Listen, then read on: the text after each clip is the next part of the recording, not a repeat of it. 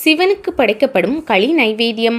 மார்கழி மாதத்தில் பௌர்ணமியும் திருவாதிரை நட்சத்திரமும் சேர்ந்து வரும் நாளில் ஆருத்ரா தரிசனம் நடத்தப்படுகிறது. அன்றைய தினம் அனைத்து சிவாலயங்களிலும் நடராஜருக்கு சிறப்பு அபிஷேகம் நடைபெறும்.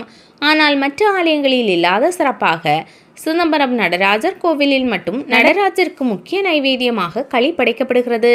அதன் பின்னால் பக்தி பூர்வமான ஒரு கதையும் உள்ளது.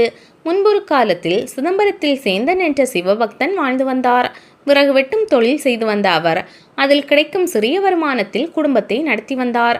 ஏழ்மையில் இருந்தாலும் தினமும் ஒரு சிவனடியாருக்கு உணவளித்த பிறகே உணவருந்தும் பழக்கத்தை அவர் கொண்டிருந்தார். ஒரு நாள் பெரும் மழை பெய்ததால் விறகுகள் மழையில் நனைந்து விற்க முடியாமல் போனது. அன்றைய தினம் சேந்தன் வீட்டிற்கு ஒரு சிவனடியார் வந்தார். அவருக்கு எப்படி உணவு அளிப்பது என்று யோசித்த சேந்தன் கவலை அடைந்தான். அவரது மனைவி வீட்டில் சிறிது அரிசி மாவும் வெல்லமும் இருப்பதாக கூறினார்.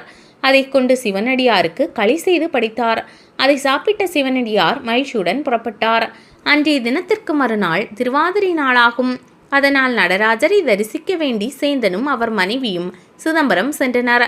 சிதம்பரத்தில் உள்ள சிவபெருமானின் வாய்ப்பகுதியில் களி உண்டதற்கான அடையாளமாக சிறிது களி ஒட்டி கொண்டிருந்தது.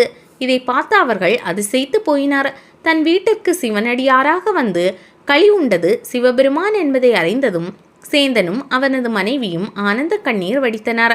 பின்பு அந்த அற்புத நிகழ்வை அறிந்த ஊர் மக்கள் சேந்தனின் பக்திக்கு தலை வணங்கினர்.